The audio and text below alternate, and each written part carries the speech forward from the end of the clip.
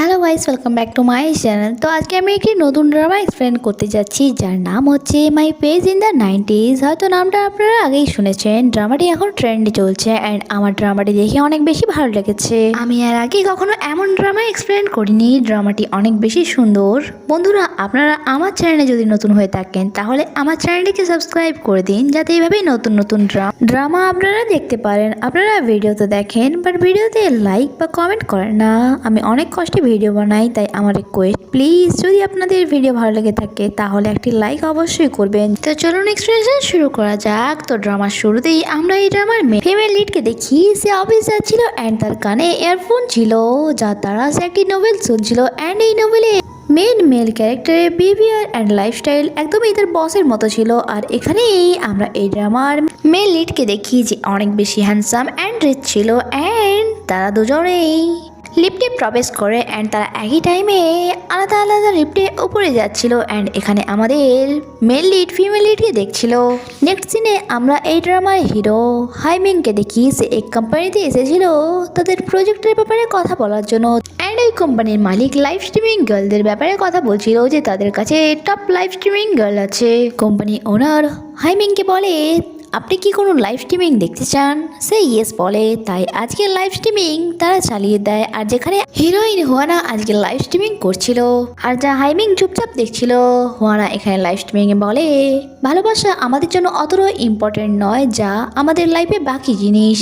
তাই ভালোবাসার জন্য টাইম দেওয়া আমার ওয়েস্ট মনে হয়। অপোজিট গার্ল বলে, তুমি তো কখনো রিলেশনশিপেই যাওনি, তাহলে তাই ভালোবাসা নিয়ে তোমার কি এক্সপিরিয়েন্স আছে যে তুমি এমন কথা বলছো? যা শুনে হুয়ানা বলে, হ্যাঁ এটা হতে পারে, কখনো আমি রিলেশনশিপে যাইনি, বাট আমার ফ্রেন্ড সার্কেলে আমি সবাইকে দেখেছি তারা বেশিরভাগ টাইমে অশান্তি থাকে নিজেদের ঝামেলা নিয়ে। কখনো তাদের মধ্যে ব্রেকআপ হয়, আবার কখনো ক্যাশ আপ হয়ে যায়, কখনো তাদের মধ্যে ঝামেলা হয়, আবার কখনো মিষ্টি মিষ্টি কথা। এই তারা কনফিউজ হয়ে থাকে যে তারা কি করবে। তাই আমার মনে হয় এত অশান্তির মধ্যে থাকার থেকে সিঙ্গেল থাকাই বেস্ট। অপোজিট গার্ল বলে, তোমার এমনটা মনে হয় কারণ তুমি জানোই না যে ভালোবাসা আসলে কি দরকার। সব থেকে ইম্পর্টেন্ট হচ্ছে ট্রাস্ট, আর যা অর্জন করতে বহু মাস লেগে যায় আর তারপরে একটি ভালো রিলেশন শুরু হয়। অ্যাকচুয়ালি হুয়ানা যেই নোবেলের ব্যাপারে লাইভ স্ট্রিমিং করছিল, এখানে থাকা মেন ফিমেল লিডের সাথে অনেকবারই চিট হয়েছে। আর এমনিতেও আমাদের হিরোইনের কাছে লাভ এতটা ইম্পর্টেন্ট নয়, তাই সে স্ট্রেট ফরওয়ার্ড কথা বলছিল। তার কাছে ভালোবাসা মানে গরমে পাওয়া এসির মতো, থাকে তো ঠিক নয় তো পাখাতেও কাজ চলে যাবে। আর এই লাইভ স্ট্রিমিং দেখে তো এই কোম্পানি ওনার একটু ঘাবড়ে যায় আর ভাবে যদি এমনটাই চলতে থাকে তাহলে হাইমিং কখনো তাদের কোম্পানি কিনবেই না। তাই সেই ইশারাতেই হুয়ানার লাইভ স্ট্রিমিং বন্ধ করতে বলে। আর যা বন্ধ করা মাত্রই হুয়ানা রেগে বাইরে আসে অ্যান্ড তার বসকে কোশ্চেন করা শুরু করে যে বস, আজ আমি কোনো ভুলই করিনি, তাহলে আপনি এমনটা কেন করলেন? তার মাথা এত গরম হয়ে গিয়েছিল সে দেখেইনি যে সাইডে হাইমিং বসে আছে। তার বস জ্যাং বলে, তুমি দেখতে পাচ্ছ না আমি মিটিংয়ে আছি অ্যান্ড ক্লায়েন্ট আছে এখানে, তাই তুমি এভাবে আমার সাথে কথা বলতে পারো না। হুয়ানা একবার তার দিকে দেখে আর তার বসকে বলে, ঠিক আছে বস, বাট আপনি এটা বলুন যে আপনি এমনটা কেন করলেন? আজ তো আমি কোনো ভুলই করিনি, আমি তো সেটাই বলছিলাম যে নোবেলে আছে। আর সাইডে বসে থাকা হাইমিং তাকে দেখে স্মাইল করছিল। এখানে বস, আপনার কি মনে হয় না ওই মেয়েটি যে একটি ছেলের ভালোবাসা পাওয়ার জন্য সব কিছু করে যাচ্ছে, বাট তাও তার বয়ফ্রেন্ডের ভাও শেষই হচ্ছে না? যদি এমন চলতে থাকে তাহলে সে একদিন নিজেকে শেষই করে ফেলবে। তার বস বলে, ঠিক আছে এই ব্যাপারে আমরা পরেও কথা বলতে পারি, তুমি দেখতে পাচ্ছ না আমি এখন মিটিংয়ে আছি, তাই তুমি এখন এখান থেকে যাও। হুয়ানা বলে, ঠিক আছে বস, বাট আমি চাই আপনি আমার লাইভ স্ট্রিমিং আবার শুরু করুন, নয়তো আমি এই জব থেকে রিজাইন দিয়ে দেবো। যা শুনে তার বসের একটু রাগ হয় অ্যান্ড সে অবাক হয়। তখনই হাইমিং তার নাম ধরে ডাকে অ্যান্ড তাকে বলে, তুমি কি আর একটি নোবেলের উপর লাইভ স্ট্রিমিং করতে পারবে? সে বলে, হ্যাঁ, বাট আপনি কে? তার বস বলে, ইনি আমাদের কোম্পানিটি কিনতে চলেছেন। হাইমিং তাকে আবার বলে, তোমার কি মনে হয়, তোমার কি সত্যিই মনে হয় এই নোবেলে যত ছেলের কথা বলা হয়েছে তারা ভালোবাসার যোগ্য নয়? হুয়ানা বলে, যদি আমার বস আমার লাইভ স্ট্রিমিং কন্টিনিউ করার সুযোগ দেয় তাহলে আপনি আপনার এই প্রশ্নের উত্তর পেয়ে যাবেন। এটা বলে সে সেখান থেকে চলে যাচ্ছিল, যখন কি হাইমি এখনও তাকেই দেখে যাচ্ছিল। এরপর হুয়ানা তার লাইভ স্ট্রিমিংয়ে একটি গ্যাজেটের ব্যাপারে বলছিল, যার দ্বারা পুরোনো টাইমে মানুষরা একে অপরকে মেসেজ করতো অ্যান্ড হুয়ানা তার লাইভ স্ট্রিমিংয়ে এটার ব্যাপারেই বলছিল অ্যান্ড তখনকার মোবাইলের ব্যাপারে। তখন লাইভ স্ট্রিমিংয়ে পাবলিক কমেন্ট করতে শুরু করে দেয় যে তোমাকে তো ওই নোবেলের মেন ফিমেল ক্যারেক্টার হওয়ার দরকার ছিল, তোমার ওপর তোমাকে এই জবটি শ্যুট করছে না, নয়তো তোমার কোনো অ্যাক্টর হওয়ার দরকার ছিল।